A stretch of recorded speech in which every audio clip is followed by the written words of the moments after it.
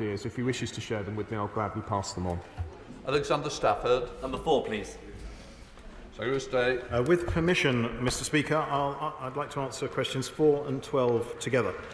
I'm sure my honourable friends will welcome the fact that Northern Ireland is once again has local politicians taking decisions in a local assembly accountable to local people. With a funding package worth over £3 billion, the Executive is taking forward the vital work of public service transformation and delivering sustainable finances, ensuring better outcomes for the day-to-day lives of the people of Northern Ireland. And the impact of all this so far has been unbelievably positive. Alexander Stafford. Thank you very much, Mr. Speaker. The commitment this government, and of course my right honourable friend, has shown in pushing for the restoration of Northern Ireland Executive is clearly demonstrated in the £3.3 billion announced to transform public services there. But what help is the Home Office Civil Service providing to their colleagues in Northern Ireland to further make sure the people of Northern Ireland have a modern, efficient public services they deserve, and how will this benefit all 4 nations?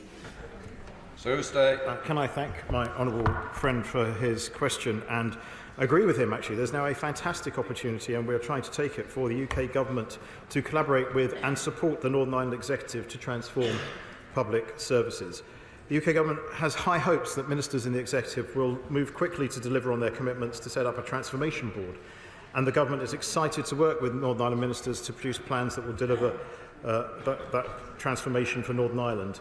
Indeed, I met with the First and Deputy First Ministers last week, where we talked about this work and how we can further it in the very short term. Luke Evans. Building on the Secretary of State's answer, isn't the return, does he agree with me, the return and the restoration of the Northern Ireland Assembly now provides the stability for further private investment into Northern Ireland? This is a massive opportunity and the missing link in the puzzle that could make a huge difference. How does he plan to intend to capitalise upon this? My honourable friend is absolutely right. Not only does the restoration of devolved government provide certainty and stability for business, but it allows us to harness our combined energies and expertise to make Northern Ireland a fantastic place to live, work and invest. My honourable friend, the Minister of State, reminded the House of the success of the Northern Ireland Investment Summit last September, which welcomed 180 business investors from around the world, and of our £617 million investment in Northern Ireland's 4 city and growth deals. And recently I visited Washington, D.C., where with both the First and Deputy First Ministers present. And it's fair to say, Mr. Speaker, that the US business community is now well aware of the amazing opportunities that now exist in Northern Ireland and are looking at them hungrily. Gregory Campbell. Mr. Speaker, the return of devolution has to be built upon, particularly when there are still some issues to be resolved. While some in Northern Ireland concentrate on complaining about the outstanding problems, there are those of us committed to resolving them. The Secretary of State is in a better position than most to help resolve them. Will he recommit today that in the coming weeks we will see further moves in the direction of resolving all the outstanding issues? Can I thank the honourable gentleman for his question and also congratulate him on his recent honour for his many, many years of public service, elected service in this place and to his constituents. Yes, he absolutely can have that commitment for me. I am committed to delivering all the pledges we made in the command paper at great pace, and I'm absolutely committed to delivering the best outcomes for everyone across Northern Ireland, because that is what Northern Ireland deserves. Sir George Howard. Thank you, Mr. Speaker. Of course, the restoration of devolved government in Northern Ireland is very welcome. The Minister will be aware that polling evidence since the Good Friday Agreement has shown that the big growth area in how people identify themselves is that a growing number of people identify as being Northern Irish, as distinct from Irish or British. What implications does he think that has on the way devolved government conducts itself going forward? Tuesday. Can I thank the honourable gentleman for his question, because it's a genuinely interesting point, the growth in the number of people who do declare themselves, who live in Northern Ireland, who declare themselves to be Northern Irish. And I'd like to think it reflects itself in the way that the First Minister and the Deputy First Minister are now go about conducting their business. They are working together as in a respectful and positive way, respectful of each other's communities and wanting the best for the place they represent. And I do believe this signifies a healthy development for the future of Northern Ireland politics. Shadow Secretary of State Hilary Benn. Thank you, Mr. Speaker, for your eloquent tribute to Frank Field. He was a brave and a generous man. And can I say to the Right Honourable Member for Belfast East that we look forward to working with him in his new position. The UK's successful bid to host with Ireland the 2028 Euros is a fantastic opportunity for Northern Ireland, but with just 3 years left to build the Casement Park Stadium, the Executive has yet to invite tenders. In May last year, the Secretary of State was asked who would provide the money, and he replied, "All partners, I guarantee it." Given the clock is now ticking, how and well does the Right Honourable Gentleman intend, with others, to honour that guarantee so the stadium gets built on time? Secretary of State. I thank my Right Honourable friend for his question. He knows that he's asking the question of a football referee for the last 43 years and someone who's rather passionate about the game. And I really do want to see these Euro games played at Casement Park. I made clear that I would like to see Euro 2028 games take part in Casement Park. However, the latest costs that I've seen are significantly higher than the ones they were a year ago. And any taxpayer contribution to the Casement Park project will need to be made on a value-for-money basis. And I've said also many times there is no blank cheque here, especially when there is no contractor appointed yet. You do not want to artificially inflate a price. And the Northern Ireland Executive will also need to decide on whether and how it will underwrite any future increases in costs. So we are all partners, as I said back then, are working together to try and work out what the number is and how we can deliver on it.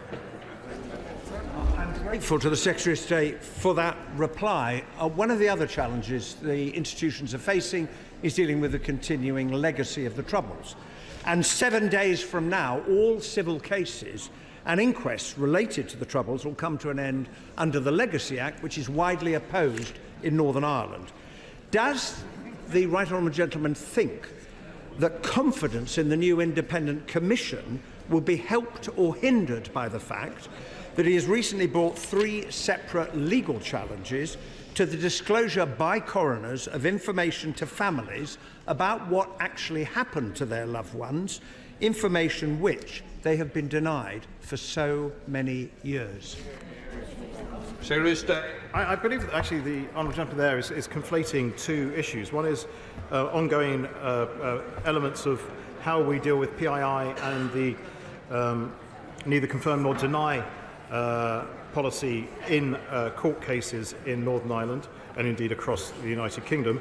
And secondly, what the new commission we're setting up to deal with legacy has to do. And I actually do believe that those who have even civil cases now will be able to use the ICRIR when it opens its doors on the 1st of May in good faith. Indeed, only this month, the former co-chair of the consultative group on the past, Dennis Bradley, stated that he thought and I quote, "the people involved around the ICRR are very good people, and I have a lot of regard for them. And if people decide it offers them something, then, I'd be very reluctant to make too many strong judgments around it.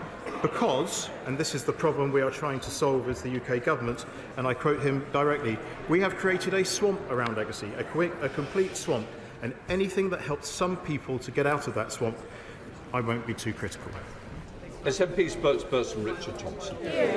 Thank you, Mr. Speaker. And can I add a tribute from my own party to Frank Field and send our condolences to his friends and family. In 40 years as an MP for Birkenhead, he was a very faithful servant not only to his constituents but also to this place.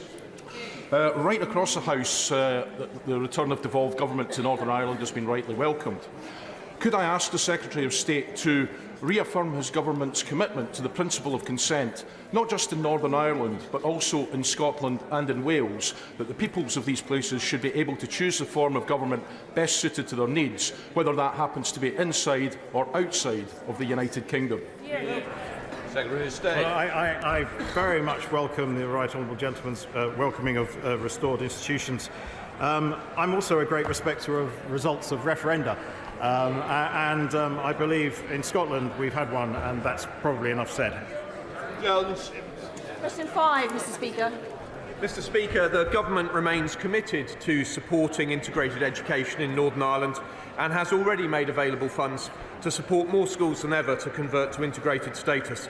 I and my noble friend Lord Kane look forward to engaging with the new Education Minister, Paul Givan, to make progress on this important issue. Sarah Jones. 2 weeks ago, I travelled with colleagues to Northern Ireland and we visited Forge Integrated Primary School and met lots of very fine children. In 2015, £150 million of Fresh Start funding was earmarked for integrated education in Northern Ireland. So what does the Minister say to those schools who were expecting this funding but have found it's no longer guaranteed? Well, Mr. Speaker, the House may not know that in Northern Ireland only 7% of school children, 7% can be said to be attending an integrated school, and that is something which we would like to see change. On her particular point, I think it has to be said that the period over which Fresh Start funding was released would have ended at the end of March next year. So what we've done is repurpose £150 million of that funding to provide additional flexibility to the Northern Ireland Executive in respect to that funding stream and schools. We are determined to see more parents given the opportunity to choose integrated education for their children as a vital part of the process of reconciliation, and I for one am especially committed to it as somebody who proudly attends a Baptist church where for many years I worshipped with a Roman Catholic lady and had no idea. We should help Northern Ireland move to the point that denomination is a small matter and people move forward together. An important item in the in-tray of the newly reformed executive is early years education and childcare. Thanks to the actions of this government, we now have more generous entitlement to free childcare in England and Northern Ireland. Will you discuss with the executive how Northern Ireland might be levelled up on childcare, including, for example, using revenue-raising measures? My right honourable friend is absolutely right to raise this, and I'm very grateful to her for putting it on the agenda. Certainly we will engage with the executive on this point, and she is, of course, absolutely right to mention revenue raising. It is a fact that the executive needs to both transform public services and improve revenue raising so that everything there can be on a sustainable basis. Mr. Blair Anderson. Thank you, Mr. Speaker. I also recently visited the Forge Integrated Primary School in Belfast, and I saw their many much needed and developed plans to replace their porta cabins with buildings to answer for the need, an extra need for integrated schools. They're very disappointed, Mr. Speaker, that this has been shelved along with projects in 9 other integrated schools. Education is devolved, but this was earmarked UK government money agreed under the 2015 Fresh Start Agreement. Does the Secretary of State understand why teachers, pupils and parents are so disappointed that those plans have been shelved, and does he have any plans to restore them? Thank you. Well, Mr. Speaker, I do hear the honourable lady, and my right honourable friend the Secretary of State and I do of course understand people's concerns, and we too have visited schools. I certainly have. I think my right honourable friend has. But I would repeat again that what we've done is repurpose the money so that it could endure and be available to the executive to be used for purposes as they decide. If we'd not repurposed it, the money would have expired at the end of March next year. So actually I'm proud that we've taken the steps necessary with the Treasury to enable this money to continue to be available to the executive. But it is for them to decide how to spend it, but we do continue to be fully committed to integrated education. Anna. The Northern Irish Public's relief at the restoration of the Assembly 6.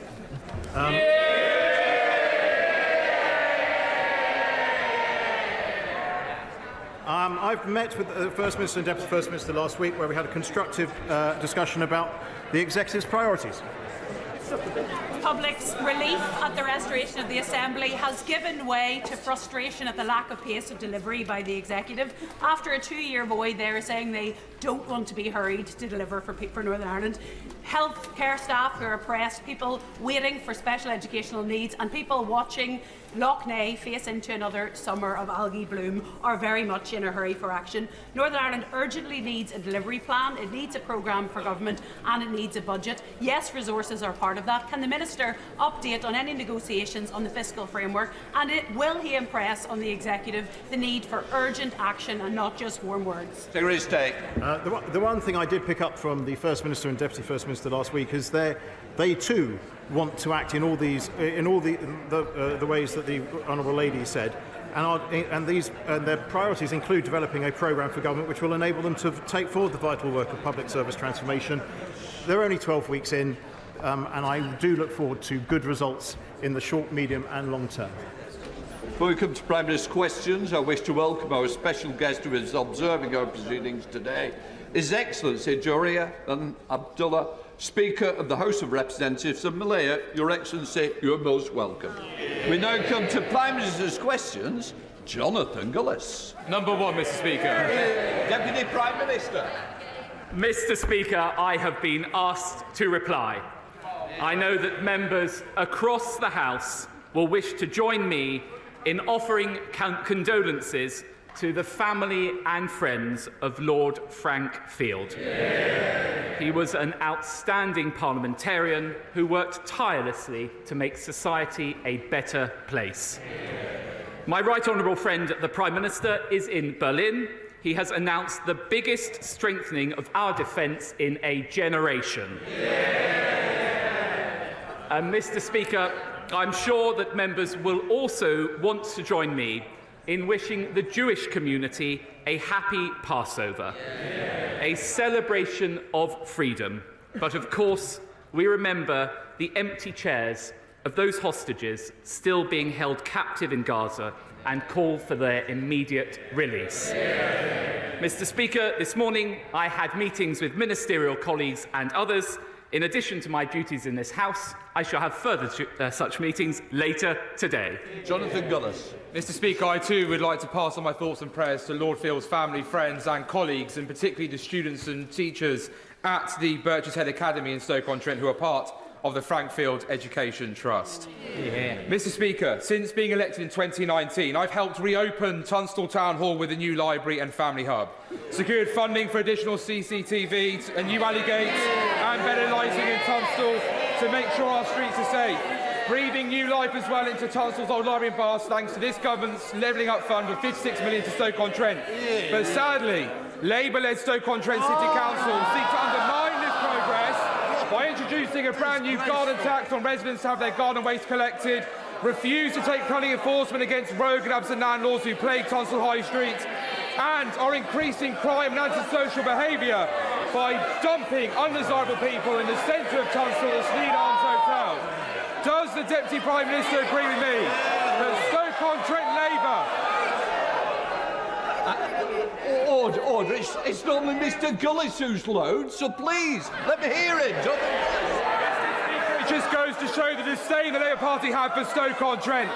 So does the Deputy Prime Minister agree with me? It's time for Stoke-on-Trent Labour to axe the garden tax, to take the fight to lousy landlords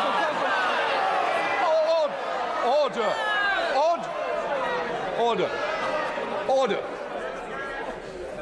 There is a question to be asked, and there is a time in which we ask it. I suggest he puts in for an adjournment debate. I'm sure you've got the answer. Well, Mr. Speaker, there's not much I can add to that.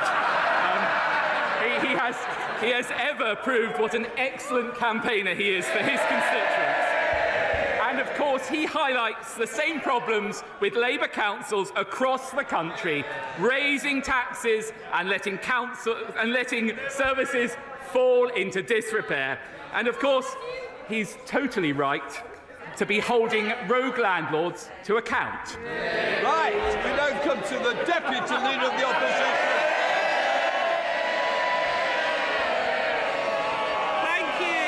Thank you, Mr. Speaker. And can I first of all share with the Deputy Prime Minister's comments regarding our Jewish community and a happy Passover, and also start by acknowledging the loss of David Marquand and Baroness Massey, both of whom made historic contributions in this Parliament, politics and wider life. And also send my condolences following today's news to the family of Lord Frank Field, who is a good friend of mine and a colleague, and who was a tireless campaigner against poverty and a champion for his constituents. Mr. Speaker, I know the party opposite is desperate to talk about my living arrangements, but the public want to know what this government is going to do about theirs. Natalie from Brighton has been served with 2 no-fault eviction notices in 18 months. She joins nearly 1 million families at risk of homelessness due to his party's failure to ban this cruel practice. Now, instead of obsessing over my house, when will he get a grip and show the same obsession with ending no-fault evictions? Well, to begin with, it is a pleasure to have another exchange with the Right Honourable Lady in this House, our 5th in 12 months. Any more of these and she'll be claiming it as her principal residence.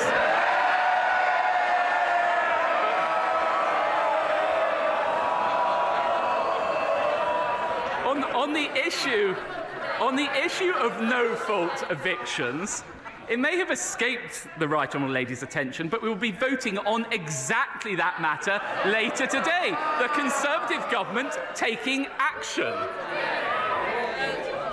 Mr. Speaker, he clearly thought he could spend all week obsessing over my living arrangements. I didn't even bother to read up on his own government's bill this afternoon. The reality is, he caved in to vested interests on his backbenchers and delayed justice for people like Natalie. Yes. This week, the Housing Minister said there is no solid date for banning no-fault evictions. The Housing Secretary now says it won't happen before an election. So if he can give us a date, can he name it now? I can name the date for the Right Honourable Lady. Today. It's today that this House will be voting on it, and I'm confident that in line with our manifesto, we will deliver on that commitment. Angela Rayner. Mr. Speaker, he clearly hasn't been looking up on his own government bills. But let me turn to another Tory housing failure. Leaseholds are a rip-off and a con. But the government's proposed ban on new leaseholds applies only to houses. The majority of leaseholds are in flats. What's the point on a ban on new leaseholds if it won't apply to flats? Again, the Right Honourable Lady is talking about legislation introduced by this government, which the party opposite totally failed to introduce in their entire time in office. And it's no surprise, because it's this government which has brought social housing waiting lists down by nearly 500,000 and delivered more affordable homes in the last year and the last 12 years than Labour delivered when they were in office. But of course, all of this can only be paid for by making sure that we have a strong economy. And I'll tell you, her policy to repeal every single Conservative trade union law in the first 100 days would open the door to French-style wildcat strikes, sweeping away the reforms that made this country great. And we all know, though, Mr. Speaker, the one reform that the Right Honourable Lady would not abolish from Margaret Thatcher, the right to buy your council house. Angela Rayner. Mr. Speaker, I was expecting a little bit better from him today. He seems to be a bit worn out. Maybe it's the 3 a.m. calls from the bad men that have been keeping him up at night. But he also, Mr. Speaker, he also talks about strikes and the unions. We've had more strikes under this government's watch than any time before. And once again, he hasn't read his own bill. Their ban on leasehold won't apply to the majority of people. It's like banning non-doms but exempting Tory prime ministers. And he speaks about affordable homes. Families are trapped in temporary accommodation and stuck on waiting lists. And in the West Midlands, his mayor has used his multi-million-pound housing budget to build just 46 social homes in 8 years. That's almost as many as the Chancellor's property portfolio. But the British people know that his party won't build the homes that this country needs. So when are they going to get a chance to vote for a government that will?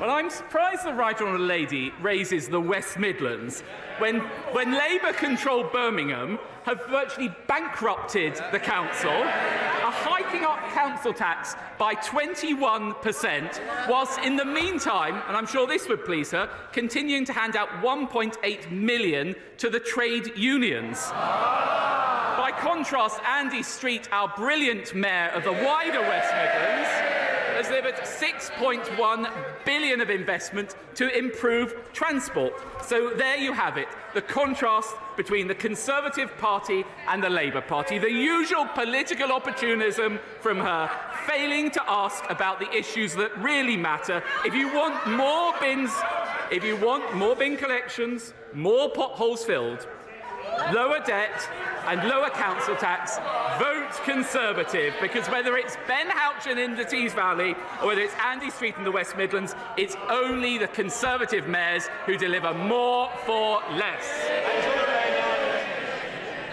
Well, Mr. Speaker, that's pretty revealing that he thinks that housing isn't an issue for the British people, because I think it really is. And people in glass houses shouldn't throw the stones, because in Birmingham and across the whole of this country, councils are facing black holes because of his government's austerity programme. And I would also warn the Deputy Prime Minister that Tory councils have also faced 114 notices, and Birmingham Council has had over £1 billion taken from their budget from some of the poorest people. More than 16,000 families face losing their homes after the party's mini-budget, Mr. Speaker, and mortgage bills continue to soar. Meanwhile, the former Prime Minister parades around the world in a twisted victory lap promoting a new book, saying that the mini-budget was her proudest moment. So since she won't apologise to those families losing their home, will he? Well, what the Prime Minister has done since he has taken office with the Chancellor is to restore stability to our economy, inflation halved and more down to 3%. And as a result of that, in an increasingly dangerous world, the Prime Minister was able to announce his plan for the biggest strengthening of defence spending in a generation. But it should come as no surprise that the party opposite refuse to say whether they back it or not, because this comes from the Right Honourable Lady, who voted to scrap Trident and install in Downing Street someone who wanted to change the army into a Peace Corps. There you have it. Mr. Speaker, friends, we all want to see 2.5%. The difference is that we haven't cut the army to its smallest size since Napoleon.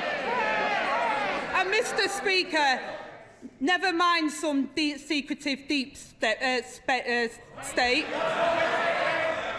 Never mind some secretive deep state. It's the state of the Tory party that's the problem. They're in a deep state of sewerage. After 14 years, they failed renters, they failed leaseholders, and they failed mortgage holders.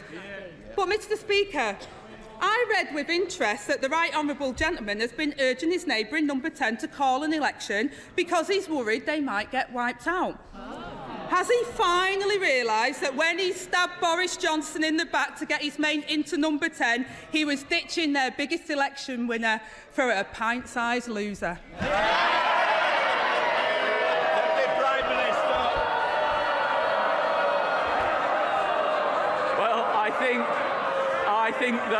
I think the whole House will have heard, despite all the bluster from the lady opposite, not a single word on whether she would actually back our plans to invest in our armed forces. No plans in a dangerous world. And of course, as ever, the Deputy Leader is always looking to attack others' failures, but never the one to take responsibility for her own.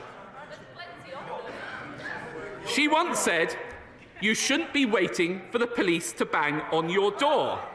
If you did it, then you shouldn't be doing your job." The Right Honourable Landlady should forget her tax advice and follow her own advice.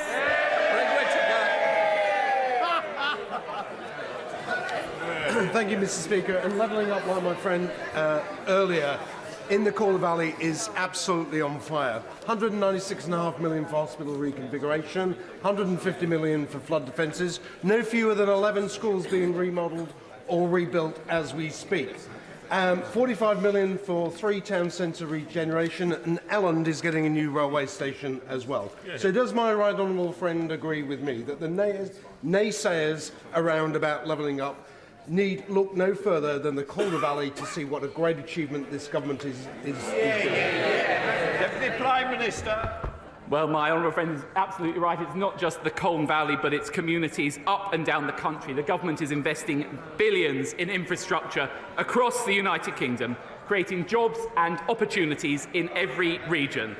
And I know that my honourable friend has been a staunch advocate for the Calder Valley, which is a fantastic example of that in action. It's Leader of the SNP, Murray Black.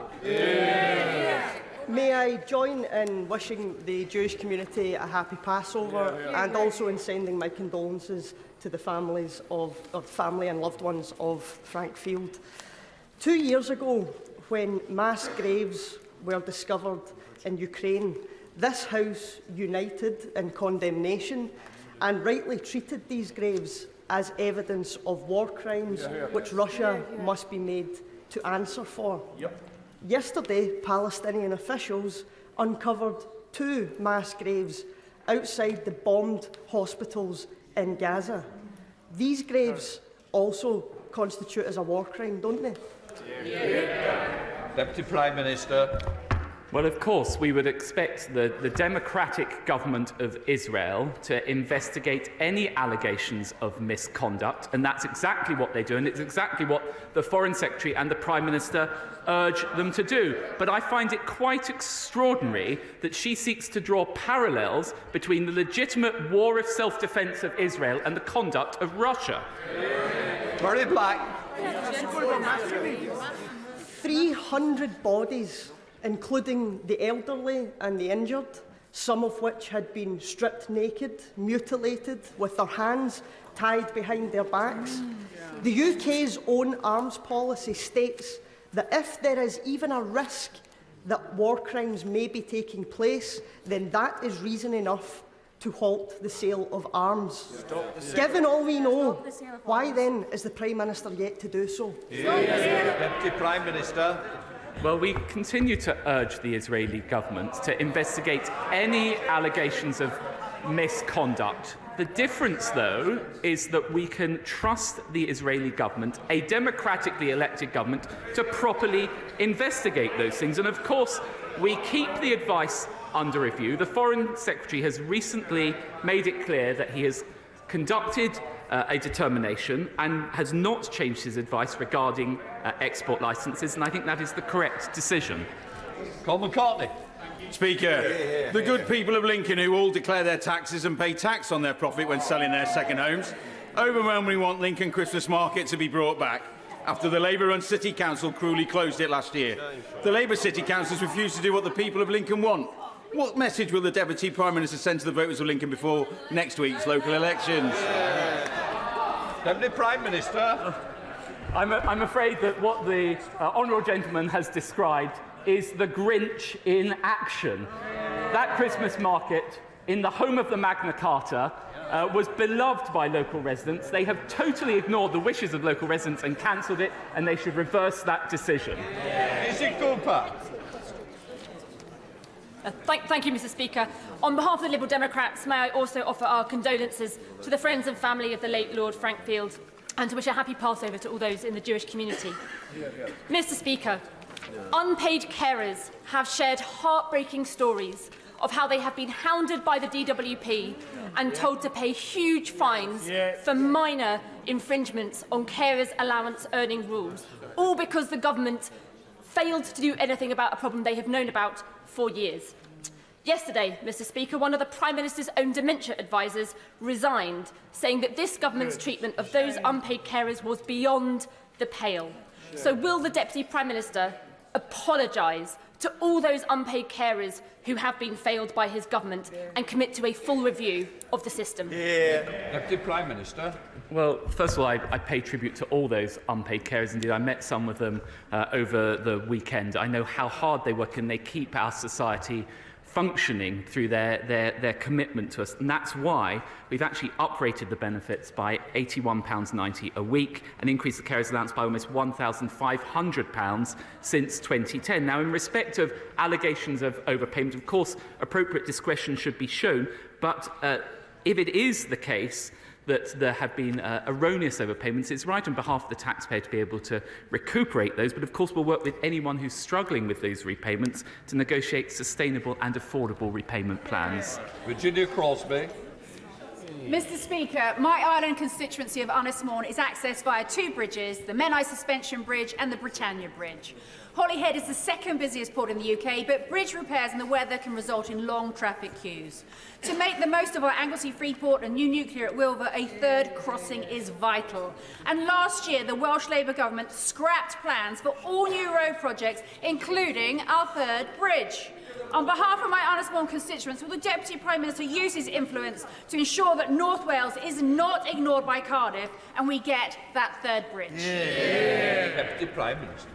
Well, I know and understand the frustration across Wales, and particularly in the Honourable Lady's constituency, with this state of affairs. The Welsh Government have not prioritised building new roads. They're damaging growth potential in places like Anglesey. They're spending over £100 million on new politicians. And we will work with the Right Honourable Lady to make sure we resolve this. Sarah Jones. Thank you, Mr Speaker. Mr Speaker, the Conservative candidate for London Mayor has promoted Islamophobic tropes online, Shame on her. endorsed the beliefs of Enoch Powell, and claimed the black community has a problem with crimes. In the week that we marked the 31st anniversary of the murder of Stephen Lawrence, does the Deputy Prime Minister really endorse these views? Deputy Prime Minister. Well, I think the Honourable Lady knows that she does not correctly represent the views of the candidate, and I find it extraordinary that she raises the issue of crime, because whilst Labour's London Mayor has increased the precept by over 70%. Actually, recorded crime has increased 20% in London. That is the record of the Labour London Mayor, and no wonder people will be voting against him. Cheryl Murray. Thank you, Mr Speaker, and I note that I'm the chair of the Fisheries APPG and thank the government for the recent pollock catch compensation. On the 12th of May, we will see the first ever National Fishing Remembrance Day. I'll be marking this occasion by laying a wreath at a service being held at Loo Quayside by the memorial plaque, which has the name of my late husband and unfortunately others on it. Will the Deputy Prime Minister, and will he ask the Prime Minister to mark this occasion by remembering those who have died, bringing this important food source to our table? Deputy Prime Minister. Well, I know how important this is to the Honourable Lady, and I'm sure she will be remembering her late husband, Neil, on this day. It's important that we all recognise the sacrifices made by fishermen and women to bring food to our table, and I know that my colleague, Minister Spencer, will be visiting Grimsby on that day. At Weston. Mr Speaker, in today's Northern Echo, Borough Chairman Steve Gibson describes the Mayor of Tees Valley as having given away the future of the region's children. He was referring to the 40% of Tees Works with a forecast worth of £500 million gifted by Lord Houchin in a deal to two local business mates. Mr Gibson, who helped establish the Local Development Corporation, describes it as unforgivable. Will the government finally admit Lord Houchin and the Conservatives have sold the Teesside taxpayers down the river? He talks about Teesside taxpayers. Actually, Ben Houchin has never imposed a mayoral precept in Tees Valley, full stop. And actually, at the same time, he's saved Teesside Airport and secured a new free port for Teesside. No wonder people will be voting for him again. Sir Ian Duncan-Smith. Mr. Speaker, can I ask my right honourable friend if he has seen the video that is doing the rounds of the theft in the shop in my constituency, Station Road, Boots the Chemist. In a space of 8 minutes, 2 threatening individuals robbed thousands of pounds out of that shop. And they're not alone. This is happening again and again and again. In fact, one of my team went out and photographed them leaving, brazenly, not caring and even spitting at the police. Will he now please say to the Home Secretary, through to the police, this is not a petty crime. This is a threat of violence and massive robbery. This should be a priority for the police. What we just talk about always is more police. Surely what we should be asking to be is more effective policing and get them off the streets.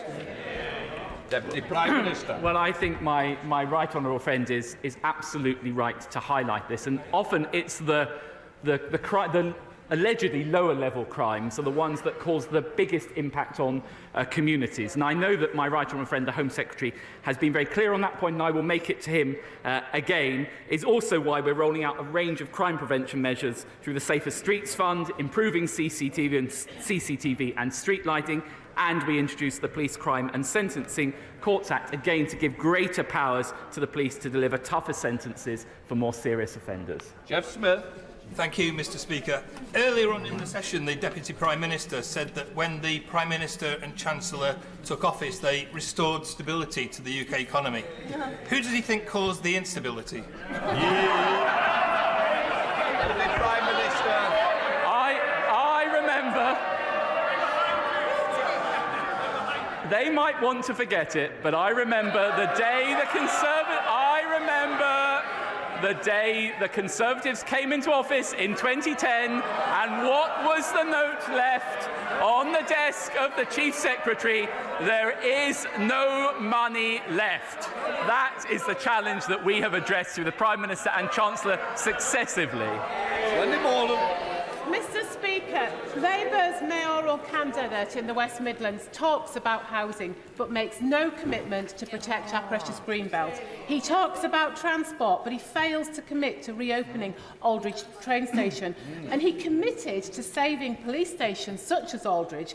Then when the Labour PCC said he would close them, he changed his mind and agreed to that. So we are left wondering, in my constituency, what does he stand for? So does my right honourable friend agree with me that only Mayor Andy Street has a plan and a track record to be trusted to deliver for the West Midlands? Well, as ever, my right honourable friend is absolutely correct to highlight the record of Labour's Police and Crime Commissioner, and West Midlands Police have actually been put in special measures on Simon Foster's watch. And when it comes to the Green Belt, we've all seen the new wheeze from the Labour Party, redesignate Green Belt, Grey Belt and concrete all over it. Well, the Conservatives will not allow that to happen, and people up and down the country will vote Conservative to stop that happening. Thank you, Mr. Speaker. Conservative ministers like to blame strikes and the pandemic for the appalling waiting times in the NHS. The Blackpool Teaching Hospitals Trust hasn't hit its target for seeing patients in A&E within 4 hours since 2015. Before the strikes, before the pandemic, but 5 years after the Conservatives came to office. So who does the Prime Minister, the Deputy Prime Minister, blame for that? Deputy Prime Minister. Well, the party opposite like to pretend the pandemic didn't happen, and they like that is the cause of the biggest pressure on the NHS. And they complain about NHS performance whilst backing strikes by doctors who unreasonably want a 35% pay rise. And despite all of those pressures, actually, A&E performance has improved in the past month. Mr. Speaker, the Labour leader of the almost bankrupt Hastings Borough Council and several other Labour councillors resigned from the Labour Party, citing that the National Labour Party has become overly authoritarian, a dereliction of local democracy, has lost its moral compass and is suffocating local voices because its only objective is power for power's sake. Would the Deputy Prime Minister agree that voting for Conservative candidates in upcoming elections will ensure local voices are heard and local democracy is upheld and better services are delivered? Deputy Prime Minister. My honourable friend is absolutely right to highlight the really serious concerns about Labour councillors in Hastings. This is what one former Labour councillor said. Labour are no longer providing the policies, support or focus on local government. I couldn't have put it better myself. Mary Glendon. Speaker, with thousands of steelworkers' jobs on the line, the likelihood of industrial action and reports of a deal for India to be exempt from carbon taxes, will this government now back this detailed, serious and robust multi-union proposal as the only way to keep primary steel making in the UK? Yeah. The government will engage with any proposals that have been brought forward, as we always do, but it is actually the case that we've already provided over £700 million in energy cost relief to the steel sector in the past 10 years, and it's also the case that even the past year, the government spent £97 million more on UK-made steel for major public projects. So we're continuing to work with the steel industry, but we've already provided tremendous support. John Barron. Thank you, Mr. Speaker. And I very much associate myself with the remarks of my right honourable friend regarding Lord Frank Field. He was a good man. I very much welcome the government's firm commitment to increase defence spending to 2.5% by 2030, something that will send the right message to our allies and potential adversaries alike. And it's something that the 1922 Defence Committee has been campaigning for a little while. Would my right honourable friend do what he can to ensure, though, that some of that increased money is spent on additional recruitment, including, if necessary, increasing wages sufficiently, to ensure that the Navy can man its ships, the Air Force can maintain its aircraft, and the Army can dominate ground? Deputy Prime Minister. Well, I know what a staunch advocate my honourable friend is for the armed forces and for funding the armed forces. And I think it's something that all of us can take great pride in, that we are putting the resources in now to meet the challenges that the nation is likely to face over the next 5 years. We'll be working through the allocation of that, but it is already the case that in January we had the largest ever number of applications in recent years to join the armed forces. So we're making progress on that. John Warren. Thank you, Mr. Speaker. My constituent Lisa cares for her mother. She works part-time at WH Smith's and so was sure to keep the DWP informed so that she wouldn't be overpaid carers' allowance. But because of a DWP blunder, she now faces a bill for £4,000. Wow, shame. The Secretary of State for Science cares for her career. She works part-time as a woke detector. But when she blundered, calling a top scientist a Hamas supporter, Can you imagine? the bill, tens of thousands of pounds in costs and damages, was picked up by taxpayers. Wow. Like Lisa. Why? Deputy Prime Minister. Well, it's this government has uprated benefits for carers, almost £1,500 more. Of course, I think it is the case that her constituents and my constituents, people up and down the country, would expect the government to seek to recover overpaid sums. But of course, we need to do that in a compassionate way, and if people are struggling to make repayments, I know that the DWP will engage to make sure that they have a sustainable and affordable way to make those repayments. Robin Walker. Thank you, Mr. Speaker. Can I associate myself with the tributes and condolences paid to the late, great Frank Field? One of his lasting achievements in the world of education is the holiday activities and food fund, something that this government can take great pride in having funded. Can I urge my right honourable friend to use his good offices across government to make sure we secure a multi-year settlement for the continuance of that vital work? Deputy Prime Minister. Yes, well, I know what an important piece of work this is, and his commitment to campaigning for it. We've already provided substantial sums for it, and I'm sure we will continue to do so. Stevens. Thank you, Mr Speaker. As the chair of the Scottish arm of Feeding Britain, can I thank you and the front benches for their tributes to the great Frank Field. He chaired an all-party parliamentary inquiry 10 years ago on food poverty, and food bank use has increased relentlessly since then. So can I ask the Government to consider, in Frank Field's memory, a cross-sector summit with the aim of helping communities to secure the resources to deliver food security programmes at the scale that is necessary?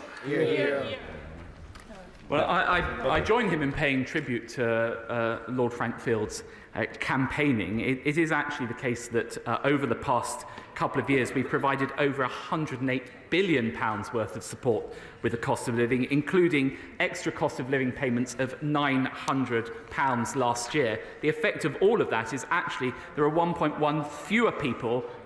million fewer people living in absolute poverty than when the Conservatives came to office. Luke Evans. Thank you, Mr Speaker. Last week we had the Finance Bill, and in it I noticed a reduction in the capital gains tax from 28% to 24% on residential properties to try and turbo boost the residential market. So will this apply retrospectively? So hypothetically, if you're a Labour frontbencher who could owe capital gains tax, will you benefit from this Conservative tax cut? Well, I've always believed in having lower taxes that everyone pays. Final question, Kate Osborne. Mr Speaker, this week marks the 5th Lesbian Visibility Week, founded by my good friend, publisher of Diva magazine, Linda Riley.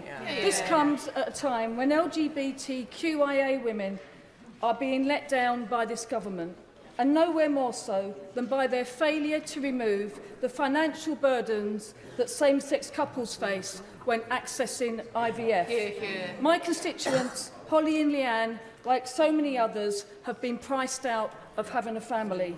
So will the Deputy Prime Minister commit to finally ending this gay tax for same-sex couples who want to start a family? Deputy Prime Minister. I would dispute the Honourable Lady's characterisation of this government's record in this area. It was actually this government that introduced marriage for same-sex couples and passed the Turing Law. Now, she raises an important point, which I'm happy to take up with the Health Secretary, but the overall record of this government is an excellent one. That completes Deputy Prime Minister's question.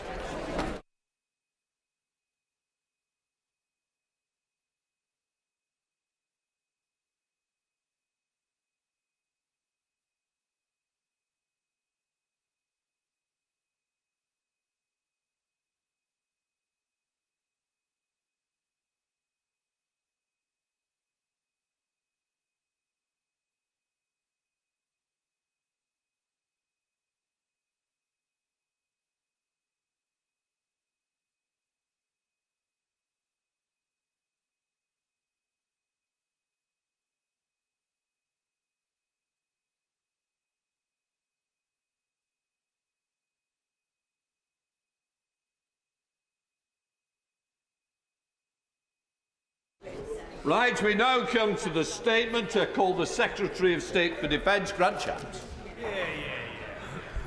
Mr Speaker, with permission, I'd like to update the House on the Government's commitment to increase defence spending to 2.5% this decade. In January, in my speech to Lancaster House, I warned that we're entering a much more dangerous period, a much more dangerous world, and I made the case for a national conversation about defence spending. Since then, Putin has stepped up his attacks on Ukraine. China is increasingly assertive. Tensions have escalated in the Middle East, culminating in Iran's unprecedented attack on Israel 10 days ago, conducted in parallel with the proxies that Iran has nourished around Israel's border and the Middle East, including, of course, the Houthis, who continue to hold global trade hostage in the Red Sea. Mr Speaker, since January, the world has become even more dangerous, not less, and we continue to ask more of our courageous and professional armed forces. Our sailors have served under the constant risk of attack in the Red Sea, helping to protect international shipping and our own cost of living. We bolstered our Royal Air Force presence in the Middle East, enabling Typhoon crews to intercept Iranian drones and missiles recently fired towards Israel. And around 20,000 of our personnel from all three of our services, with a huge inventory of naval, air and land assets, have been active around Europe as part of the largest NATO training exercise since the Cold War. In short, Mr. Speaker, we increasingly need our armed forces, and we increasingly are asking more of them. So yesterday, the Prime Minister committed to hit the 2.5% of GDP for defence by 2030. It means we'll invest an additional £75 billion into defence over the next 6 years, and it will be funded in full without any increases in either borrowing or debt. This represents the biggest strengthening of our national defence in a generation, and as the NATO General Secretary said yesterday, it will ensure the UK remains by far the largest European defence spender in NATO, and it means we're the second biggest NATO spender overall. It will provide a very significant boost for the UK defence science, innovation and manufacturing. It will make our defence industries more resilient and bigger, and it will mean that we're able to restock some of those global supplies required in order to continue to ensure that we're not only able to provide our own armed forces, those in Ukraine, but also be a competitive export sector as well. We also recognise the important role that defence plays in our national resilience by developing a new plan that, for the first time, brings together the civil and the military planning for how we would respond in the most severe risks that face our country. And Mr. Speaker, our additional £75 billion on defence is also enabling us to ramp up that support for Ukraine. Honourable and right honourable members on both sides of the House have shared the government's concern about the warnings that President Zelensky has been issuing, and his most senior generals have confirmed that their ability to match Russia's force is increasingly difficult. And so, as NATO partners, we're looking at each other to see that leadership, and the UK government has stepped forward. We're providing the alliance with the decisive leadership demanded in this knife-edge moment of this existential war. And so we've committed this week an extra £500 million of military aid to Ukraine this year, bringing our total package to £3 billion. And our total, in fact, since Putin's full-scale invasion, is now more than £12.5 billion, £7.5 billion of which is military aid. In addition, we've provided NATO partners with leadership by delving even deeper into our own military inventory to give Ukraine our largest package of equipment and support to date. Now, this support announced this week includes millions of rounds of ammunition, 1,600 key munitions, including air defence and precision long-range missiles, over 400 armoured, protected and all-terrain vehicles, as well as support with logistics to support and bolster the front lines, support to get the F-16 pilots who've trained in the UK into the air as soon as possible, and a further 60 boats to help Ukraine strengthen their remarkable grip over the Black Sea, including offshore raiding craft and dive boats. Our £75 billion defence investment will help Ukraine get back onto the front foot. And coupled with the reforms that we've introduced to make procurement faster and more effective, it will put our defence industrial base on a war footing. It will fire up the UK's defence industry, with an additional £10 billion over the next decade for munitions production. That will bring our total spend on munitions to around £25 billion over the same period. We're delivering for those who serve to guarantee our freedoms as well, with over £4 billion to be invested in upgrading accommodation to build new living quarters for our personnel over the next decade. And we're also working seamlessly with key allies to strengthen our collective deterrent and develop new, innovative capabilities.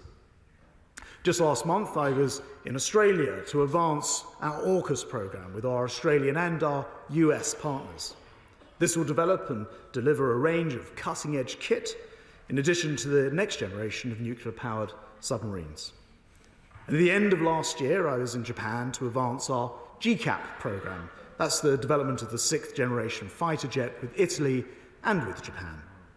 And just last week, I was in Telford to see the first fully British tank for 22 years coming off the production line. And just one strand of our Future Soldier programme to make our army more integrated and much more lethal. Defence already, of course, supports tens of thousands, hundreds of thousands of jobs, real quality to them in the UK, including over 200,000 directly in the industry. And our additional £75 billion will open up many more opportunities in regions up and down this country. Mr. Speaker, this is a turning point in UK defence. We must spend more because defence of the realm is the first duty of every government. And on this side of the House, we recognise that fact. But whilst I want to see peace and, of course, international order being restored, I'm also absolutely convinced that it's hopeful thinking, even complacency, to imagine that we can do that without ensuring we are better protected. The best way of keeping a country safe and to protect our way of life is deterrence. Being prepared, being clear-eyed about the threats we face, being clear about our capabilities, backing UK defence science, technology and innovation, carrying not just a big stick, but the most advanced and capable stick that we can possibly develop. And yes, using our military muscle alongside our allies. Our investment in our continuous at-sea nuclear deterrent makes would-be adversaries think twice. And on this side of the House, we haven't just come to the conclusion that our nation's nuclear deterrent is there because an election is approaching. We have always believed in our nuclear deterrent. This is an additional £75 billion boost for our armed forces. And in the build-up to the NATO summit in Washington, I'll do all I can to get alliance members to follow our lead, to bolster their armed forces, to strengthen their industrial base, invest in innovation, maximise their military deterrence, and to maximise their support for Ukraine, most importantly of all. Because in a more dangerous world, when we face an excess of authoritarian states, 2.5% must now become the new baseline for the entire alliance. If we're to deter, lead and defend, that is what is required of us. And I commend this statement to the House. Secretary of State John Healey. Thank you, Mr. Speaker, and I thank the Secretary of State for the advance copy of his statement. There is much to welcome in this statement and more widely today, with the US Congress finally passing the bill for more military aid to Ukraine and the Prime Minister finally making a multi-year commitment to UK military aid beyond this year. We do indeed face a much more dangerous world, with British forces now in action defending international shipping in the Red Sea, reinforcing NATO allies on the Russian border and protecting us all 24/7. They are respected worldwide for their total professionalism. They require our support from all sides of this House.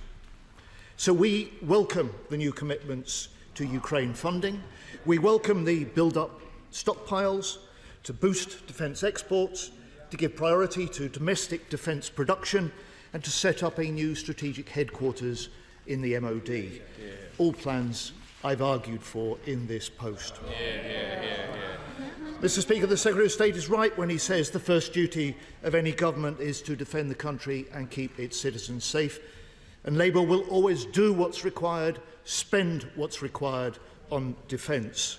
And the last time the UK did spend 2.5% of GDP on defence was in 2010 with Labour.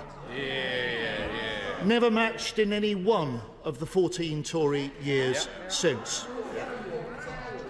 Mr. Speaker, 2 weeks ago, the Labour leader said, "We want a fully funded plan for 2.5% of GDP on defence." We share the same ambition as the government because we must do more to deal with the growing threats. We want this to be fully costed and fully funded. We want it to be set out in the government's baseline budgets. This 2030 target is not. It's in a press release. Why was this 2030 plan not in last month's budget? Or any of the other 5 budgets and autumn statements since the government first promised to spend 2.5% by 2030 2 years ago? None hit 2.5%, none reversed real cuts in day-to-day defence spending, none matched Labour's record in government. If this 2030 plan had been in a budget, it would have been independently checked, openly costed and fully funded. So where is the additional money coming from? How much from which other R&D budgets? How much from cutting how many civil servants in which departments? Mr. Speaker, they've tried this trick before. In the 2015 Defence Review, ministers pledged to cut 30% of the MOD civil servants to make their defence spending plans add up. Civil servant numbers didn't go down, they went up. Not down to 41,000, but up to 63,000. Now, he's mentioned an additional 75 billion 5 times in his statement. Over the next 6 years, the government's official spending plans are based on a 0.5% real annual growth in core defence spending. Why has he invented his own zero growth baseline to produce this fake figure claiming an extra £75 billion for defence? Mr. Speaker, the public will judge ministers by what they do, not what they say. And over 14 years, they've hollowed out our armed forces. They've cut the army to its smallest size since Napoleon. They've missed their own recruitment targets each and every year. They've allowed morale to fall to record lows, and they've wasted at least £15 billion on mismanaging defence procurement. Mr. Speaker, everyone recognises defence spending must rise to deal with increasing threats.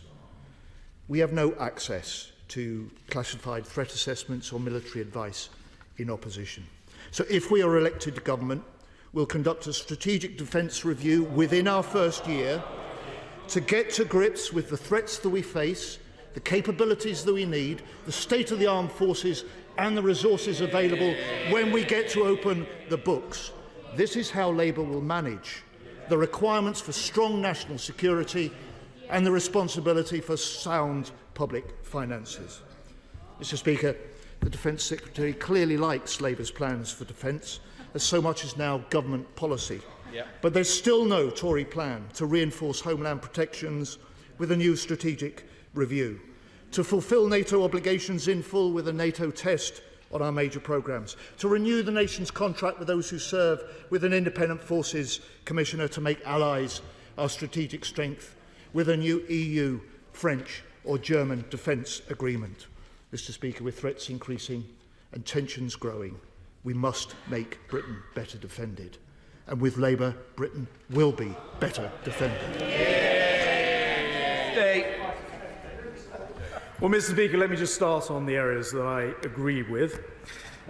He mentions how much we welcome the US Congress putting their $60 billion into the defence of Ukraine. It is something that we warmly welcome. As Churchill was reputed to once have said, America usually gets on and does the right thing when it's exhausted all other alternatives. And it took a long time, but we have got to the point where that money is going to come to Ukraine. And I think that is very, very welcome across this House. He says that he welcomes this announcement today, and then spends all his time explaining or rather avoiding explaining, why they themselves are not backing 2.5%, with a schedule, with a timescale, with figures which have been published and are in the document produced yesterday and laid in the library of the House.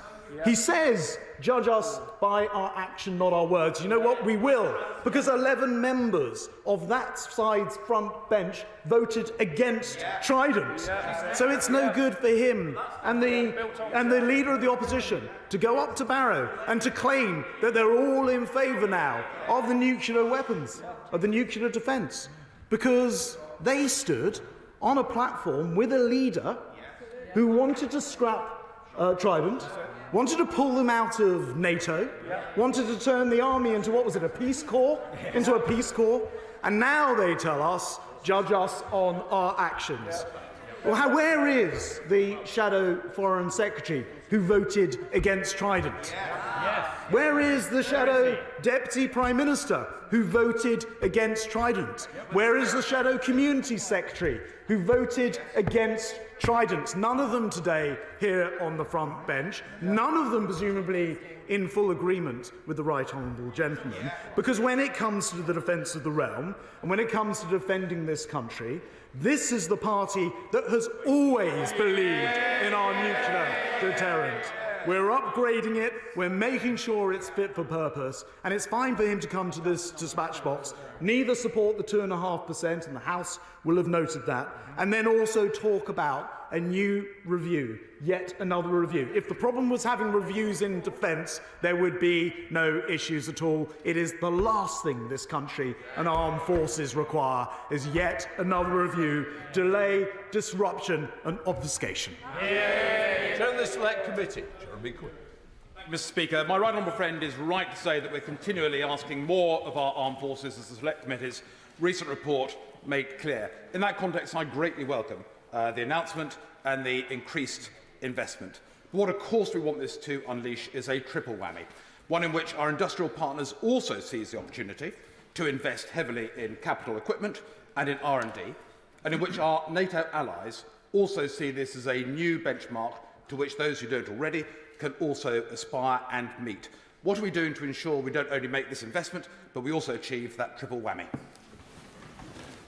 Well, my right honourable friend and Chair of the Select Committee is absolutely right about the investment point. I spoke to my opposite number, the US Defence Secretary Lloyd Austin, yesterday evening, and we were talking about how this will help to galvanise NATO in particular for greater investment, and specifically so that when we go to the NATO summit in Washington for the 75th anniversary, this new baseline is 2.5% rather than 2%, as was set by the UK actually back in 2014, with now, I think, 18 or so of the NATO's 32 members having reached that sum. So investment in that very important signal that's now sent to the whole industrial base for defence, I think, is a critical part of why it is very important to actually set out that plan and stick to it and actually agree to the 2.5% by 2030. Martin Doherty.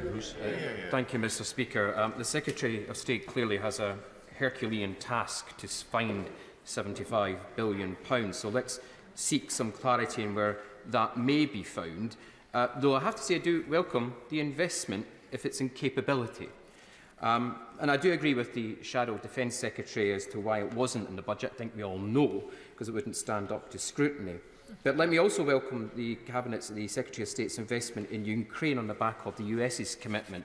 I have to say to your US colleagues, it was long overdue. So let me ask some specific questions. And it is the duty of opposition to challenge government, and we will have our differences. Now, with no increase in borrowing or debt, the implication is for deeper cuts to other public services, because if the government has assumed a baseline with spend frozen in cash terms as of GDP, as I think alluded to the Shadow Defence Secretary, that comes nowhere near £75 billion. Now, as myself coming from a services family, I wonder if the Secretary of State will commit to direct increase in spend on accommodation, training and recruitment as part of this proposal, given that we're at a near Napoleonic decline on the front line and where we have pushed members of the armed forces into food banks and near penury. Now, the Secretary of State and I, of course, will disagree on the nuclear deterrent. But I do wonder if he can answer one specific point while he retains it. The nuclear enterprise has been exposed as unaffordable in its latest report by the NEO. So what assurances can the Secretary of State give the House that the nuclear deterrent will not continue to cannibalise the MOD budget and specifically the £75 billion that he has proposed today?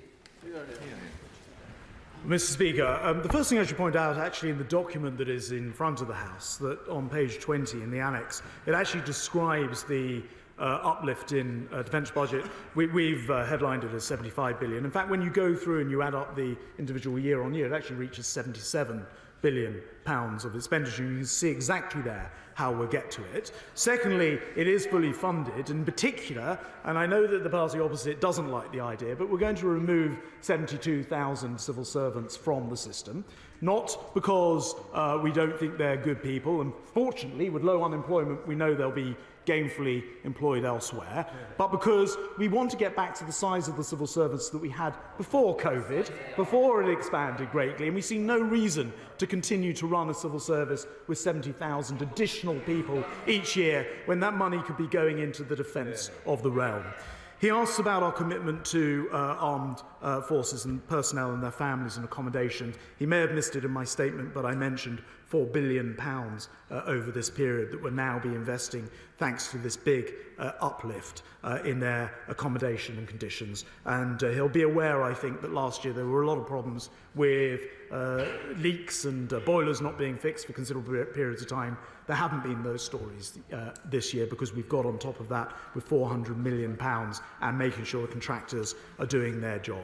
And as he rightly says, we have our differences on things like nuclear deterrence. But I have to say, if there's something that benefits Scotland in particular, I would suggest that what goes on at Faslane, the extraordinary high-quality jobs that produces, and the proud part they play in this nation's defence. Sir Julian Lewis, Chair of the Committee. Thank you, Mr. Speaker. The main reason why this welcome uplift has come when it has been because of Russia's aggression against Ukraine. So does the Secretary of State agree with me that if Russia and Putin are seen to fail in Ukraine, then the threat to NATO will be put back for at least a generation? Conversely, if they succeed, the threat to NATO will intensify. So will he do everything he can to persuade our allies, and especially certain parts of the United States political new establishment, that the success of Ukraine is essential for the peace of Europe and indeed the peace of the world? Well, right on, friends, absolutely right. Although this is £75 billion, and although it takes our budget to 2.5% of GDP, this is a fraction of what it would cost if Putin were successful in Ukraine. There is no chance he would stop there, none. And others would look at this, autocrats elsewhere, and they would exploit the idea that all you have to do is outweight the West, and we'll get bored of it, some form of attention deficit, and we'll give up defending the things that we said we would never stop defending. And that, in the end, would cost us all a huge amount more. Kevin Jones. Can I first of all congratulate the Secretary of State on his stellar Used Car Salesman Act, which we've come to get used to. But can I, on the 26th of March this year, he appeared before the Defence Select Committee along with officials. His Strategic Finance Director confirmed that next year, when you take Ukraine funding out of the budget, the defence budget falls. So can he tell the House how he reconciles that fact, confirmed by his own officials, with his claim today and the Prime Minister's yesterday of putting this country on a war footing? Well, I'm really sorry that the Honourable Gentleman cheapens what is a very, very important discussion about the defence of the realm with such a ridiculous remark. We all come here in the spirit to discuss these things in a manner which I think is important given the subject issue. He mentions and asks the question about Ukraine. Look, Ukraine is part of what our armed forces and this country are having to deal with. And we don't ask America to strip out their help to Ukraine in the same way as we didn't ask them to strip out their help to Afghanistan or ours or Iraq or ours, because it is part of our core defence budget. And yesterday, and I didn't mention this in my statement, and perhaps on this basis, the honourable gentleman may be forgiven, right honourable, may be forgiven, because we also said yesterday that our enhanced amount of money to Ukraine isn't now just for this year. We are going to carry on doing that every single year into the future. So yes, it is part of our core expense. Francois. Thank you, Mr. Speaker. Can I commend the Secretary of State for obtaining this massive £75 billion increase in defence, which theoretically would actually allow us to buy 20 new Queen Elizabeth-class aircraft carriers.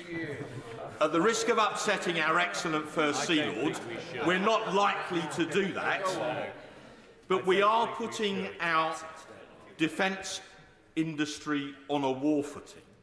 So can we do the concomitant thing and create a war reserve of equipment with older Typhoons, older warships and older armoured vehicles, so that if we had to fight at short notice, we have enough equipment to do it, and so we can tell our adversaries, when we say civis pacem parabellum, we actually mean it. Can I thank my right honourable friend for his words, but not just for that, but for his constant campaigning on this subject. Those of us who've been subject to him in a select committee know that he knows his facts, knows what he's talking about, and has done as much as anybody to ensure that this uplift is happening. I can confirm to the House we won't be using the £75 billion for 20 new aircraft carriers. He mentions an interesting point about what we could do with the older equipment. I have to say to my right honourable friend, right now I'm much more minded to send that equipment to Ukraine, and that's why yesterday I pulled together the biggest package of donation to date in this now into the third-year war of equipment to Ukraine. I think for the time being we'll be sending it in the easterly direction. Thank you, Mr. Speaker. Can I ask the Secretary of State what he believes a war footing is? Very simply, actually, and Ukraine has taught a lot to the world about this. When it comes to doing things like producing sufficient munitions to restock the Ukrainians, it's very difficult to do that instantaneously, in fact impossible. And so you've got this global competition for 155s or for missiles, and what we want to do is make sure that our own industrial defence estate is able to produce those things by telling them they're on a war footing, by putting £75 billion more in, and critically, by naming the date by which we'll get there, we put that industry on that war footing. Brax. Mr. Speaker, can I commend my right honourable friend for his stalwart stubbornness in getting this raise, so important raise, in defence spending, and I congratulate him. He and I both know, actually, that a lot more money is needed, but this is a step in the right direction. He's off shortly to meet NATO members, and I fear he's got a lot of work to do, because, for example, if you look at the Straits of Hormuz, one of the major trade routes for NATO and the West, only 2 NATO members are actually prepared to open fire on the Houthis. So does he feel that there's a lot of work to do when he goes to meet these NATO members, that they step up and spend 2.5% on defence, as they should do and as we are going to do?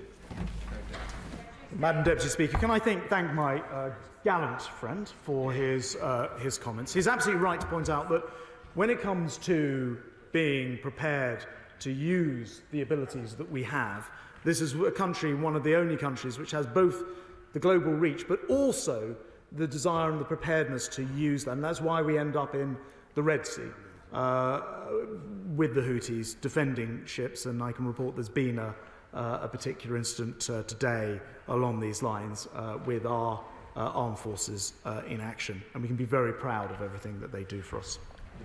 Richard Ford. Thank you, Madam Deputy Speaker. And on behalf of the Liberal Democrats, may I welcome this statement about increased defence spending, albeit that it is about a time 6 years hence, rather than being specific about funding in the intervening years. There are 18 there are 18 of 32 NATO members that are still not spending even 2% of GDP, including France, Spain and Italy. Encouraging them to spend more isn't so much about fairness, it's about helping to persuade sceptics in the United States that North America should remain engaged in Europe. Leverage with the NATO members at the summit in July is too late. What additional commitments did he and others in government obtain from allies before announcing the 2030 pledge? Well, Madam Deputy Speaker, first of all, I can assure the honourable gentleman that this actually starts this year. The £500 million is this year's budget. We've opted to give that money directly to Ukraine in addition to the money that we're gifting to them, bringing us to £3 billion in total.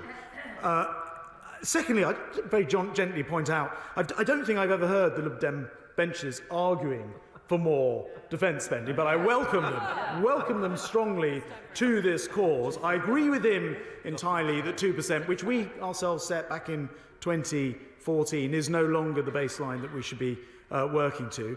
I'd also gently point out to him that the reason that Trident and in particular the subs have taken some time to replace was a small period in coalition when we couldn't get our Lib Dem partners to agree to get on with the job. Sir Bernard Jenkins. Deputy Speaker, and if I may just in passing pay tribute to the late Frank Field, who voted for the renewal of Trident, unlike many on the front bench, and would have understood that deepening our defence capability in the conventional forces is a vital part of the deterrence that NATO provides for the security of Europe. And I commend my right honourable friend and the government for leading the way on this and setting the example by leadership. Well, can I thank my right honourable friend and actually also add my condolences to those others in the House this afternoon, to Frank Field, who was a great statesman, had really innovative ideas about welfare reform, which it took this government to actually enact, and is a great loss to us all. And I agree with him entirely about the leadership in NATO. Getting to 2.5%, I was talking to the NATO Secretary-General about this yesterday. We must make sure that this is the new level at which people operate. And if they did, if everyone joined us at 2.5%, then there'd be £135 billion per annum more in the collective NATO budget. It would make a huge difference. Dame Nia Griffith. Thank you very much indeed, Madam Deputy Speaker. Well, Labour is absolutely committed to reaching 2.5%, and we very much welcome the additional £500 million for Ukraine. But time is absolutely of the essence. So what is the Secretary of State doing to speed up the delivery of those much-needed military supplies to the front line in Ukraine? Good question. I very warmly welcome the Honourable Lady's comments, and I very much hope that her front bench, who haven't attached the timeline that she urges to this, are listening closely to her. In terms of delivery of those items to the front line, we will be extremely fast in a matter of days into weeks on delivering quite a lot of the items that we have outlined in a very extensive package yesterday. They do come into a lot of different forms, and some, by their physical nature, will take longer to deliver than others. But that delivery we can expect in the next few days into weeks. David Mandel. Welcome my right honourable friend's announcement and indeed the decision finally made in the United States. Can my right honourable friend confirm that investment will not just go into tech, but will go into the logistic and warehousing and background facilities here in the UK, such as at MOD Longtown, a very important employer for my constituency, to ensure that our frontline forces have the best supplied kit that they could possibly have? My right honourable friend can absolutely have that reassurance. In fact, one of the things we know is that in order to run a really lethal and effective armed forces, the support is actually extraordinarily important. So, yes, he absolutely has my guarantee of that. Emma Hardy. Thank you, Madam Deputy Speaker. Since 2010, the government, with their Liberal Democrat partners, have missed recruitment targets every year, with the Times warning that the army could fall to 70,000 full-time equivalents. What is the Defence Secretary doing to ensure that those who wish to serve and defend our country are not put off by the broken recruitment system? Well, the Honourable Lady will be very pleased to hear that at the beginning of this year, in January, and then reflected in February as well, we had an 8-year high in applications for the Army, reflected also through the other services. I do agree we need to be much more effective at getting people who've applied, made the application, to getting right the way through the system. It takes too long. I think it's too disparate, people having to come for an initial interview, go away, come back for a medical. Why not do all those things at once? But other things are really helping as well. There was a nearly 10% pay increase for the lesser paid members of our armed forces this last year. That, I think, has helped with recruitment. And then, of course, people seeing our armed forces in so much action has also helped. But I agree, and my right honourable friend is spending a lot of time ensuring that we do make sure that the many recommendations, I think 67, in the Hawthorne-Waite review are put in place as quickly as possible. Bias Elwood. Thank you, Madam Deputy Speaker. I think I join many voices that have for some time called for an increase in defence spending, so we very much welcome this. And I think privately the Defence Secretary has been hoping this day would come as well. So congratulations to the work he has done behind the scenes to ensure this funding is secured. State-on-state conflict has returned in Europe. The world is more dangerous, more contested, more polarised. Could he expand a little the consequences to UK security and to the UK economy if Russia wins? And before rushing in to spend these increased funds, could he recognise the need to consider the full spectrum of threats and warfare that we face so money is wisely spent? Well, my right honourable and gallant friend has been a very important part of ensuring that we've got to today. I hadn't realised I'd been keeping my own desire to reach this quite so secret as he describes. He is also correct that the implication of Russia winning this war would be absolutely horrendous. The costs would make the costs of, for example, what this country had to put up with COVID seem small by comparison to what could then happen if other autocratic states decide to take a chunk of other people's land, which could have direct impact on our own economy, and therefore it is absolutely right. This is not, in my view, money that we're spending. This is money that we are investing in our own security to make sure that Russia and other despotic leaders like Putin never think they can try it on with us. We will be investing it extremely wisely in many of the programmes that he and other members across this House are already familiar with, as well as innovative new areas like the Dragonfire. Drew Hendry. Thank you, Deputy Speaker. And can we first of all thank the urgent support for Ukraine? Thank you for the urgent support for Ukraine. It's much needed just now. But given that the Institute for Fiscal Studies pointed out the Chancellor's budget that there was a conspiracy of silence between the government and the Labour Party for following the fiscal rules about where £20 billion worth of cuts would come in public services, and that this announcement, according to them, adds another up to £9 billion of cuts to public services, can he explain where those cuts are going to be undertaken? Well, Madam Deputy Speaker, we've already laid out this plan is fully costed and funded, and we've done that by, as I mentioned to the House already, saying that we'll reduce the size of the civil service by 72,000. Now, that's not a one-off cut. That's 72,000 each year of money which is not being paid and therefore helps to fund. And there are some other things that no doubt the Chancellor will wish to get into. But if he takes a look, and I don't know whether he has yet, at page 20 and the annex, he'll see how this is all set out on the page. Sir Alex Shelbrooke. Deputy Speaker, may I first of all absolutely welcome this very important investment in defence. As my right honourable friend says, the world is a very changed place and it's very important.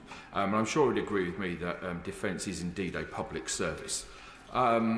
Just in terms of the extra funding and the projects he's announced, can I ask my right honourable friend to make sure he speaks to the Treasury that the programmes are fully funded and not just capital investment?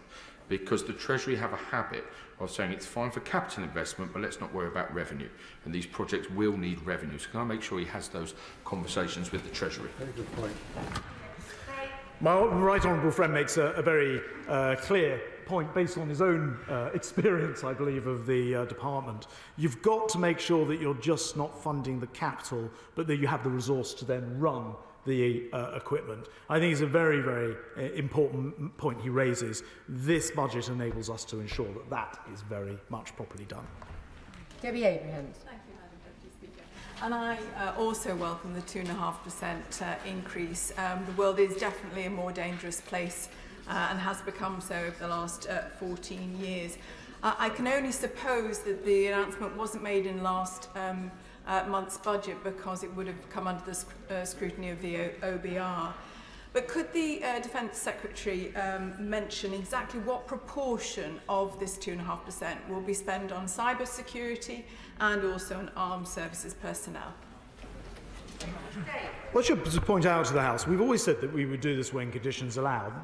Inflation last week fell to just above 3%, 3.2%, down from over 11%. We saw 10 days ago Iran fire hundreds of missiles at a democratic state. We were involved in part in their collective defence. And I think it is therefore to say both the world is showing itself to be even more dangerous and we have reached the point where we are seeing growth back in the economy, inflation falling, and now is a right time to do this. She asked a very specific point actually about the sums which will go into, for example, cyber or perhaps into space. I don't have those figures on me. I'd be very happy to write to her with a sort of overview because I think it will take a bit of collation to work out exactly what that would mean from the existing budget, not in no small part because quite a lot of what happens in STRATCOM, so Strategic Command, which covers those areas, crosses over into other parts of the armed forces, so it's not quite a simple question to answer. Flick Drummond. Thank you very much, Madam Deputy Speaker, and can I say this very welcome statement, so thank you very much. My right honourable friend mentioned the Rick Haythorne-Thwaites report, so I was wondering when we were going to get an update, in particular more about the plan to spend the £4 million investment in the service families accommodation. Very soon, Madam Deputy Speaker. Harry. Thank you very much. I do accept the need for additional defence spending, but can I ask the Defence Secretary for a reassurance that the government's strategy for UK and indeed global security going forward will have an appropriate balance of hard and soft power? By that I mean ongoing investment in diplomacy, humanitarian assistance, international development, including potentially the restoration of the 0.7% of GNI target, and indeed support for the international rules-based order. Well, I certainly reassure the honourable gentleman that that is something that we're always at MOD looking to do. So we've just made our 7th or perhaps now 8th drop into Gaza of food aid using the RAF. We're working with the Americans on other solutions, including the PIR, and I work very closely with the FCDO. Indeed, I used to be a DFID minister, so I'm well aware of the issues that he is raising. And MOD will always look to assist wherever we can with our armed forces, often combining that hard and soft power together. James Sunderland. Thank you, Madam Speaker. This has been a good week for defence, and I commend the government on its 2.5% commitment. But the issue, of course, is how we spend it.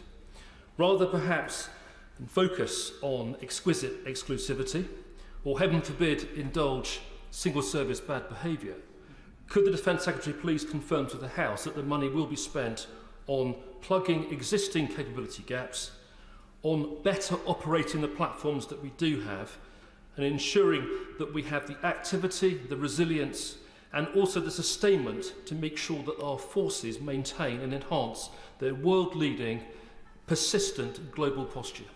It's an excellent question. My right honourable friend, the Defence Procurement Minister, has done an outstanding job in a publication that I recommend to everyone in the House, even though the name is the Integrated Procurement Model.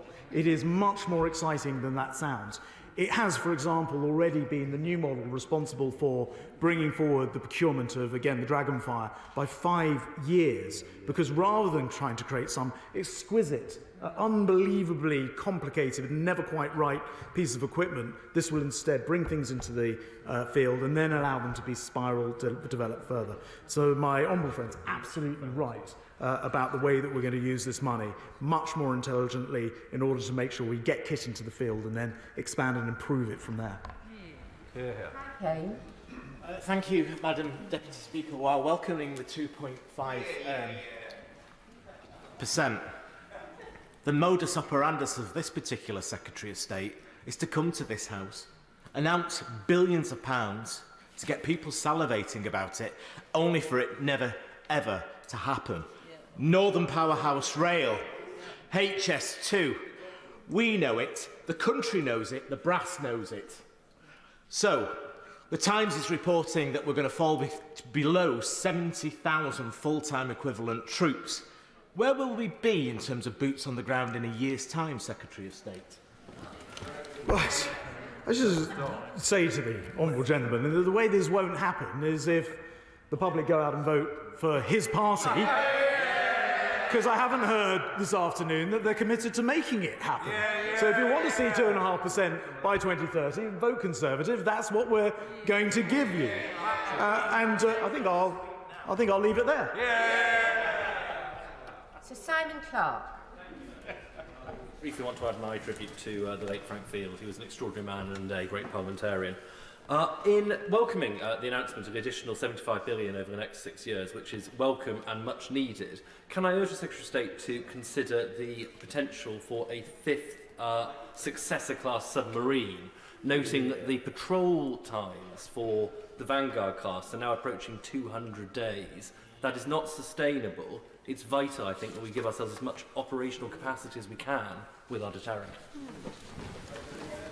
Well, of course, we'll always keep a very close eye, I say this to my right honourable friend, on the way that we are able to ensure the constant at-sea nuclear defence. I can confirm it has been at sea every single day for 54 years, and we do not intend to have that broken.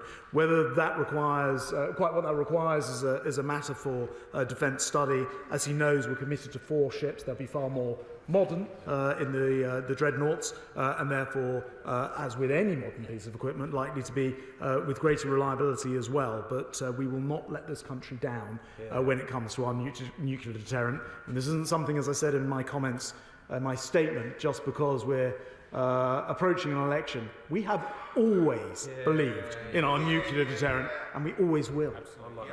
Kenny McCaskill. Thank you, Madam Deputy Speaker.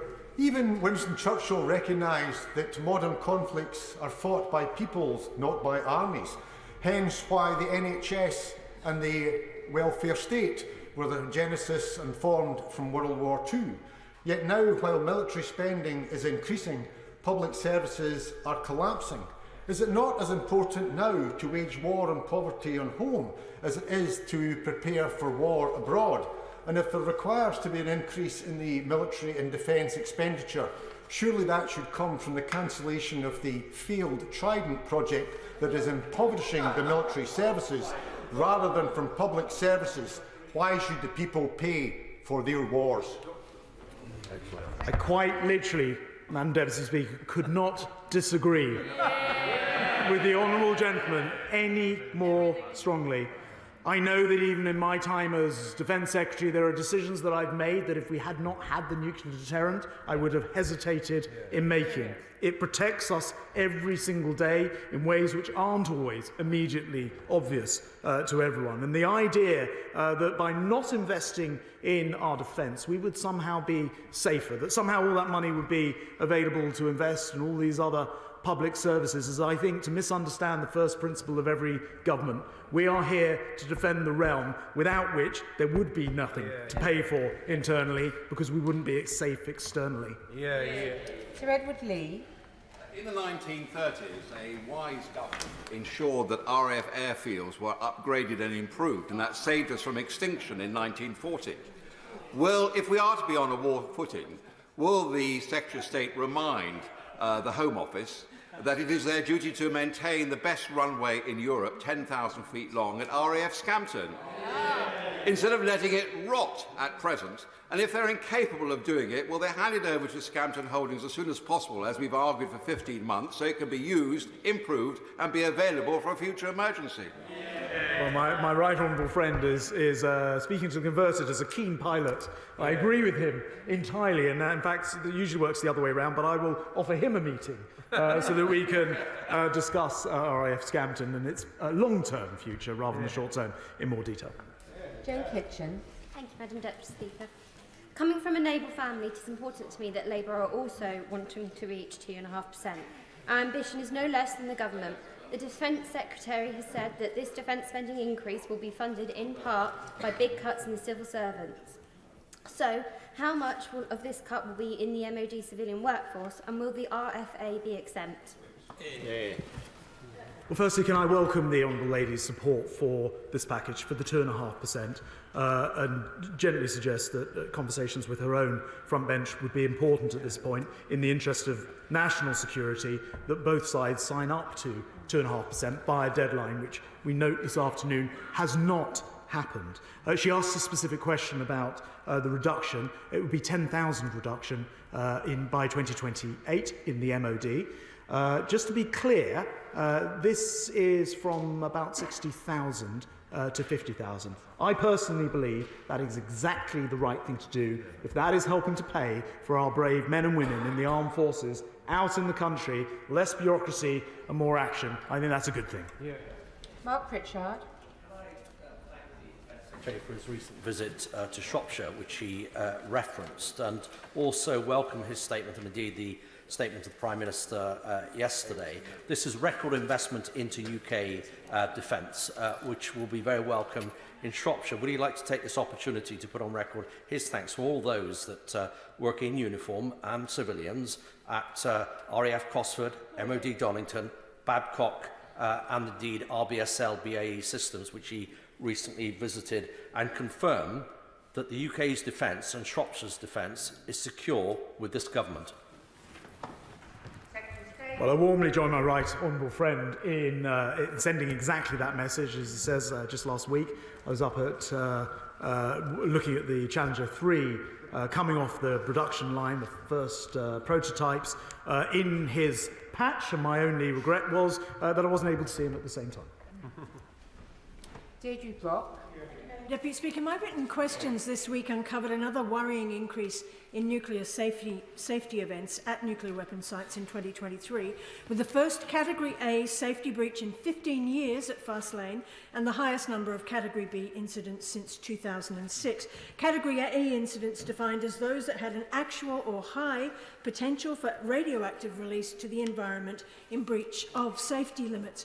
A former chief advisor to a prime minister described existing nuclear stock as rotting and a dangerous disaster.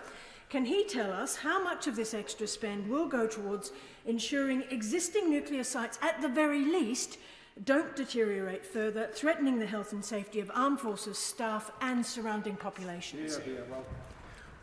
Well, I'm pleased to report to the Honourable Lady that our defence, and particularly when it comes to our nuclear estate, standards are extremely high. Whenever an issue is found, it is properly and thoroughly investigated. Again, she's right to say that it's very important that we continue to invest in that. So, again, this money is good news. Obviously, every bit helps, and we want to make sure that it's being spent appropriately. As it so happens, we do appropriately fund the nuclear estate, but this will help to make sure that that is put well beyond doubt. James Gray. This very welcome announcement of a no-strings-attached, guaranteed move to 2.5% of GDP sends a very, very powerful message indeed to two groups of people. First of all, our NATO partners, and secondly, to our adversaries around the world. But would the Secretary of State not agree with me that that powerful message is undermined by what I can only describe as the mealy-mouthed response of the front benches, both the Labour and Liberal Democrat and Scotland front benches this afternoon? If they will not support what we are doing, what sort of message does that send to Putin and to other enemies? Surely what we don't want now is cross-party consensus on this. It has to be 2.5%, and Labour has to side with us on it. Madam Deputy Speaker, I could not agree with my honourable friend more. Sarah Jones. Thank you, Madam Deputy Speaker. Can I just take this opportunity to pay tribute to the reservists based in Croydon, who among many roles have been in Estonia helping to keep us all safe. Labour wants to reach 2.5%, but my friend, the Shadow Defence Secretary, asked why there is no budget line or fully funded plans for this announcement. And this appears to be a bit of a pattern across government. Only yesterday, I learnt that a £1 billion announcement made about carbon capture and storage several years ago still appears nowhere on a Treasury budget line. If the government plays so fast and loose with our public funding, how on earth is the Secretary of State going to deliver the economic stability on which our defence spending relies? Well, I really encourage the Honourable Lady, and in fact all of the benches opposite, to have a closer look at what we announced yesterday, because this is a fully funded announcement. We've explained where the money is going to come from. We've set out in tables that you can go and read, Madam Deputy Speaker, the funding for the £75 billion. Now, there is a choice, and it is true that choice exists, that I know the front bench needs to talk not only to their backbenchers about, because they won't agree with increasing to 2.5% by 2030, but unfortunately, many of them within their front benches as well, 11 in particular. Those will be the ones who have voted against Trident, some of whom wanted to leave our nuclear deterrent behind and possibly even leave NATO as well. But on this side of the House, I can say we are entirely united in the idea of spending 2.5%, setting a date for it now, setting out how that spending is going to work, and making the choices to get there. Ruth Edwards. Thank you, Madam Deputy Speaker. I strongly welcome this investment, which rightly recognises the increasingly unstable world in which we're operating. Many of our military capabilities are, of course, powered by advanced semiconductors, and recent years have shown how fragile these supply chains can be. So could the Secretary of State set out what the government is doing to develop alliances, strong alliances, focused on securing our supply of this vital component? My honourable friend's absolutely right. Indeed, in another role as Business Secretary, I took the decision personally on Newport wafer fab, and it very much highlighted to me the importance of our own supply chain for advanced semiconductors, particularly now in the defence realm as well. As one of the reasons why in this plan that we published yesterday, we've committed to a new level of 5% of R&D for defence, to make sure that we are both researching, developing, and then through the expansion of the military capability, the industrial base, producing as well the things that we need for our armed forces. Ashley Dalton. Thank you, Madam Deputy Speaker. Labour wants to reach 2.5%. I don't know how many more of my colleagues on these benches need to say that before it actually gets through, and my honourable friend, the Shadow Secretary of State, said that very clearly in his contributions, if anybody was listening. However, the Secretary of State has said repeatedly on the media rounds this morning and in the chamber today that on page 20 we can find the fully costed plan. Now, bearing in mind that there is no mention on page 20 of how this 2.5% will be reached through the cuts to the civil service, which the Secretary of State's given, and also let's bear in mind that the entire civil service budget is only 16.6 billion. Where is the fully funded plan? Because it is not on page 20. Madam Deputy Speaker, the Honourable Lady once again asserts, as if you just asserted often enough, and I wrote down what she said, that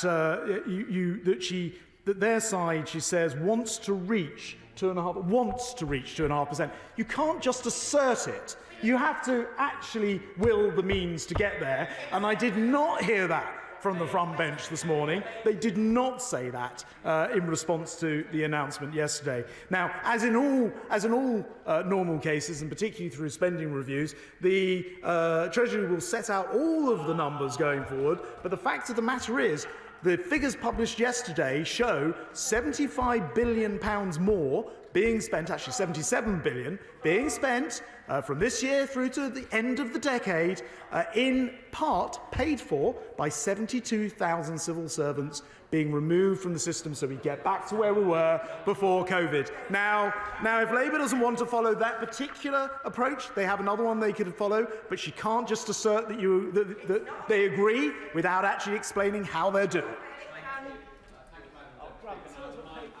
in the Register of Members' Interests.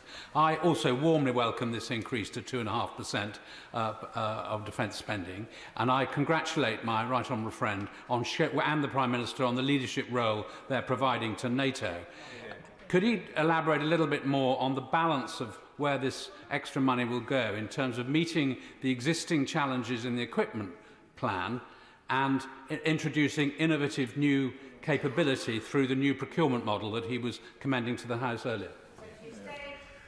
The real approach here will be to make sure that we are both ensuring that we're delivering the things that we've already said that we'll deliver in a changing world where we have, the threat of Iran, the threat of Russia, a much more assertive China, a nuclear armed North Korea. We're making sure that in those circumstances we adjust our programme to make sure it does what is required. And the new innovations, as I think you will have gathered from my comments about 5% being spent on R&D, are very, very important to us. I can see how now, in an asymmetric war situation, you can end up with the entire Black Sea fleet, Russia's Black Sea fleet, being made inoperative by a navy, Ukraine's, who have no fleet at all, a ghost fleet. And so we do need to look at the way that we do all of that, and this money will be used wisely in that context. Jim Shannon. Deputy Speaker, can I first of all thank the Secretary of State and the Prime Minister as well, and our government for their clear commitment to the 2.5%. And also can I also thank him for the commitment of extra £500 million of aid for Ukraine. Really, really important. I think our Secretary of State and our government is setting the target for the rest of NATO to follow, and I hope that they will do that. I welcome very much the news of the increase in defence spending, which is something that my party, the Democratic Unionist Party, and myself have pushed for. But how much of the increase will be feet on the ground, and how much will be enhanced cyber security? Thank you so much. Well, in terms of personnel, we're sticking with the Defence Review and the refresh, which set out the exact numbers. I think it is 188,000 through all three services. I've explained in the answer to colleagues previously about the extent to which new technology is really helping to shape our thinking, but also the lessons from Ukraine, and in particular, the need to have munitions available and have larger stockpiles available. There are, of course, many excellent locations, including in Northern Ireland, where more munitions and missiles are being created as we speak, with something like an 8 times expansion. And I look forward to coming visiting some of those who will enjoy the additional £10 billion, bringing the total to, I think, about £25 billion over the next few weeks. I am anxious to make sure that all colleagues get in, but I would urge brief questions so the Secretary of State can give brief answers. John Barron. Deputy Speaker, and my right honourable friend will know from PMQs that as chair of the 1922 Defence Committee, this whole party welcomes this announcement. But can I suggest to him that a message from the government, would carry so much greater resonance globally if the official opposition could also sign up to it? I can assure him, as a former member of the armed forces, that actually when the country is speaking as a whole, official opposition and government together, that carries a much greater weight for the good of the country internationally. My gallant friend's absolutely right. We've seen how that has worked with Ukraine, and I'm sorry it's not working today with the 2.5% and the timeline to get there. I'm afraid it does once again prove that this country's safety is really in the right hands when Conservatives are in power. Tracy McCartney. Thank you, Madam Deputy Speaker. Can I just echo the words of the Secretary-General of NATO, Jens Stoltenberg, yesterday, who, after this defence spending announcement, said, yet again, the United Kingdom was leading by example. In terms of the £500 million support package for Ukraine, and having seen the awful pictures of missile attacks on Ukrainian cities, including the destruction of the TV tower in Kharkiv in the past 48 hours, can my right honourable friend confirm that the much-needed ammunition and missile systems will be over in Ukraine as soon as possible to aid their fight against Russian aggression? My honourable friend's absolutely right, both about what the Secretary-General said, that we are leading NATO in this regard, but also about the absolute importance of us being there for Ukraine. We cannot afford for this war to be lost. It won't be lost. And I can also confirm to him that there's a comprehensive list of the items that we'll now be supplying that I'll make sure he receives. Thank you, Madam Deputy Speaker. It was widely reported some months ago that my right honourable friend, along with the Secretary of State for Levelling Up, had written to the Prime Minister setting out their concerns about the future of Scunthorpe's blast furnaces. For all the reasons he has stated today, this is more important than ever. So can I commend him for his foresight prior to his current role? And can I ask that he will consider the importance of good quality British-made steel in our nation's defence capabilities? Well, I well remember the pretty much constant lobbying from my honourable friend.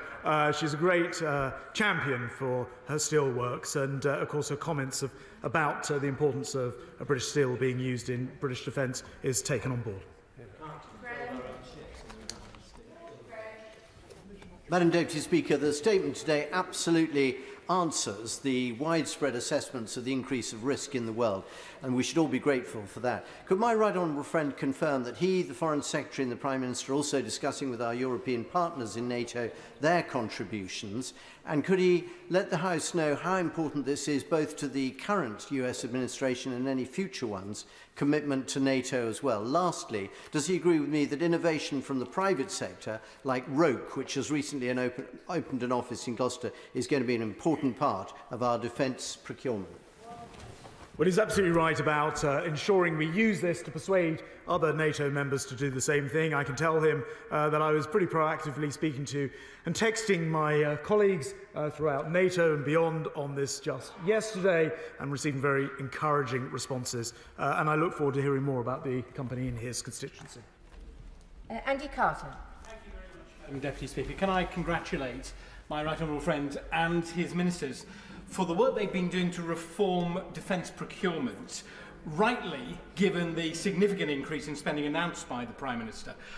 Could the Secretary of State just set out how these changes will ensure our military forces receive equipment more quickly, and in particular how it will benefit British manufacturers, particularly so that they can get opportunities from global export?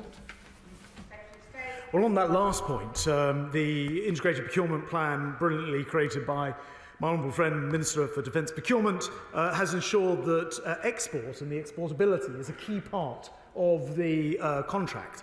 So that is going to cover that area of it. Quicker, I mentioned before about how we've already used his model to speed up the production of the Dragonfire in this particular case. We'll also use this integrated procurement model to make sure we don't over-spec things so they become a bit like... I wasn't going to say Ajax, but I'm going to say it. Ajax, which became overspec to the point where it became a very delayed project. Fortunately, now back on track. John Bailey. Stroud constituents will welcome the Prime Minister's boost for defence spending and ongoing focus on the dangers that we all face. Now, the Stroud district is blessed with many strategically important businesses like Stellar Systems, who I was with on Friday, Retro Track and Air, Impcross, to name but a few. These are innovative, nimble and agile companies doing extraordinary things. So on behalf of all the SMEs, small businesses, small family businesses who are playing their part at protecting our country and others around the UK, will the Secretary of State confirm that SMEs will get their fair crack at contracts and that the bigger boys will pay them on time to keep them alive for the benefits of all? Well, my honourable friend's absolutely right, and I predict that companies in Stroud will do very well from this if they're producing innovative and useful equipment for our armed forces. I absolutely take on board her point about small, medium-sized enterprises. When I was running my printing business and companies would pay late, it would put huge pressure on cash flow. One of the great things about what this government has done is we've sped up the necessity for these large organisations, particularly the primes, to be paying properly and on time. Marco Longley. Madam Deputy Speaker, the £75 billion investment, it's a great announcement today, Secretary of State, and does he agree with me that this sends a very clear signal to our brave armed forces that it is this side of the House that backs them, that it sends a signal to the country that it is this side of the House that backs defence of the realm, and it sends a very clear signal to our supply chain up and down the country, such as the many that I know in my constituency of Dudley, that we back their job security. But it also, Mr Secretary of State, I believe, exposes that side for having no plan at all for defence. Well, my honourable friends hit the nail on the head.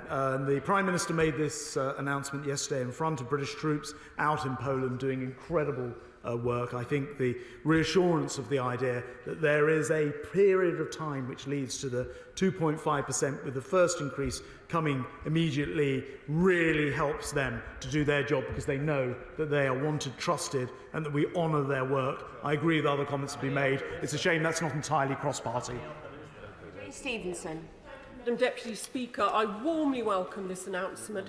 The Secretary of State was kind enough to call in on me in Wolverhampton North East last week, and I spoke about the importance of aerospace to my local economy with companies like HS Marsden, Collins and Moog Aerospace. How can he ensure that those companies benefit from the highly skilled, well-paid jobs that this uplift in spending will bring? And does he agree with me that industry needs that certainty of cross-party agreement in order to make those investments, and the Labour Party needs to step up? Yeah.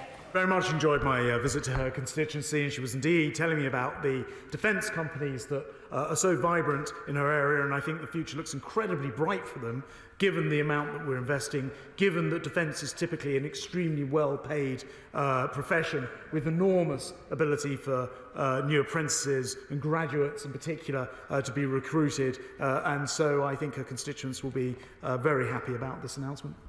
Neil Hudson. I congratulate the Prime Minister and the Secretary of State for this very welcome announcement of increased defence spending to 2.5% and for the leadership on funding and support for Ukraine. For the sake of freedom, democracy and global safety, it is so important that Ukraine prevails. Yeah. This announcement shows that it's our Conservative government that will protect our nation and stand with our allies in the face of increasing international threats. Can the Secretary of State confirm that this sensible linear increase in funding on defence will help our defence industry in parallel to ramp up production, meaning that our armed forces will be supported, capable and resilient to be able to keep us and our allies safe? I absolutely can confirm that, and one of the features of the way that we've done this is to create a straight line from next year to 2030 to make sure that industrial capacity can ramp up with certainty behind it. So I'm very pleased to confirm the answer is yes. Danny Kruger. Deputy Speaker, the Chief of the Defence Staff from Estonia was in Salisbury Plain in my constituency last week, and he told us that his country has 40,000 men and women in their army reserve ready at 24 hours notice to serve. I call that being on a war footing, considering they have a population 50 times smaller than ours. I'm not proposing we try and replicate that proportionally. That would mean a 2 million strong reserve. But will he give consideration to using some of this money to boosting our very important reserves? Of State. My honourable friend will know that we are twinned with Estonia through NATO, and we provide protection for them. They are, of course, very much on the front line with Russia in a way that we're fortunate not to be, so that rather than use some of our 30,000 reserves currently, we're able to use the many other things that we bring to NATO and to their protection, including the ability to provide them with personnel and equipment, which is something that we do on a very regular basis. Simon Fell. Madam Deputy Speaker, can I commend my right honourable friend for the work he's done in setting this new 2.5% baseline? It will reassure our allies, send an important message to our adversaries, and also strengthen our industrial base too. And can I thank him for the work he played in securing £220 million for Barrow as well, for the Team Barrow project, securing our future but also easing delivery of Dreadnought and SSN AUKUS. But of course, Barrow Shipyard isn't alone in delivering the submarine enterprise. So could my right honourable friend confirm that some of this £75 billion will be spent on other key sites such as Faslane, Devonport and others? Absolutely can confirm to him that this is intended to benefit across the country. And actually, in the document itself that we published yesterday, there's a great map which shows all the different areas of the country and how they're going to benefit each region as well. It's on page 10 for reference, and as he rightly says, not just in our nuclear estate, but throughout the defence estate, there isn't a constituency in this House which does not benefit from the £75 billion announcement yesterday. It's time for others to follow it. Robin Miller. Madam Deputy Speaker, can I add my own tribute to the late Lord Field and for him taking the time to talk to this Conservative councillor about a concern that we shared for the weakest and most vulnerable in society, something that reaches across the aisles. There's no doubt the international threat is developing and the world is a more dangerous place, so I really welcome this statement today. And what I hear is an investment in the armed forces we need, not necessarily the armed forces we had. But does my right honourable friend then share my concern that the statement from the opposition that they are planning to conduct a review actually is verging on the careless, in that it only gives comfort to those who seek this UK harm? He's absolutely right about the armed forces that we need, not the armed forces that we had. And we want our armed forces to be lethal, quick, agile, capable, and that is why it's so important that we put the £75 billion in. But he's also right to point out that to now have yet another review is simply to invite chaos and delay at exactly the time adversaries are looking at us and looking for us to get on with the job of delivering this 2.5%, or rather they're hoping we don't, and I'm afraid it rather plays into our adversaries' hands not to do this. Illegal. Mr. Speaker, I'd like to thank the Secretary of State for the announcement of 2.5% in defence spending by 2030. And would my right honourable friend please acknowledge the fantastic effort delivered by our reserve forces, something I had the pleasure to see myself on last Saturday in Northumberland. I absolutely welcome my honourable friend's comments. I do join him, and there are many reserves, including in this House, including Minister for Defence and People. And we thank them all for their service, the time they give, and also their employers who give their time back to them to be able to be reservists. And we're very grateful for all that they do. I thank the Secretary of State for his statement. Point of order, Richard Bergen. Thank you, Madam Deputy Speaker. I would like to raise a point of order regarding the information we've been receiving in this House about the government's ongoing arms exports to Israel, about which the Deputy Prime Minister spoke earlier too. A hearing finished yesterday at the High Court on a judicial review into arms exports provided lots of information that, and I'll say this politely, is far from the impression we have been given by ministers about how arms sales, and especially about how we have the most robust arms export licences in the world. One such example is that although the government last reviewed and approved arms sales to Israel on the 8th of April, it appears that this did not consider the killing of 3 British aid workers in Israeli airstrikes on Gaza on the 1st of April. I think we all find that shocking. So, Madam Deputy Speaker, can you advise how we can ensure the government is providing this House with up-to-date and accurate information, and how we can best hold the government to account over this pressing and serious matter? Well, I thank the honourable gentleman for his point of order and giving me notice of it. I think you will be interested to know that ministers were giving evidence to the Business and Trade Committee on this subject earlier today. And in view of that, I am sure he will find a way to ask ministers about any new information which may have come to light since they last answered questions on this subject in the Chamber. And I should also say that the Secretary of State for Defence has stayed to listen to his point of order, and I'm sure that the Treasury bench will feed back the points that he's made. Thank you. There are no other points of order. We now come to the 10-minute rule motion. Marco Longhi.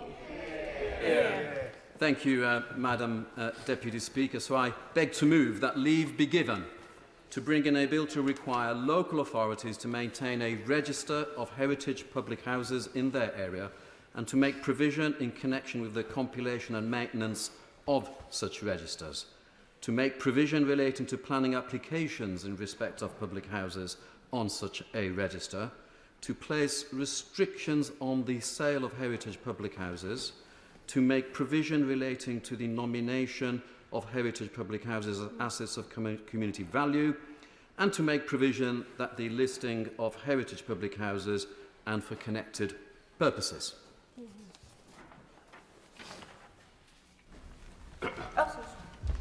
The question is that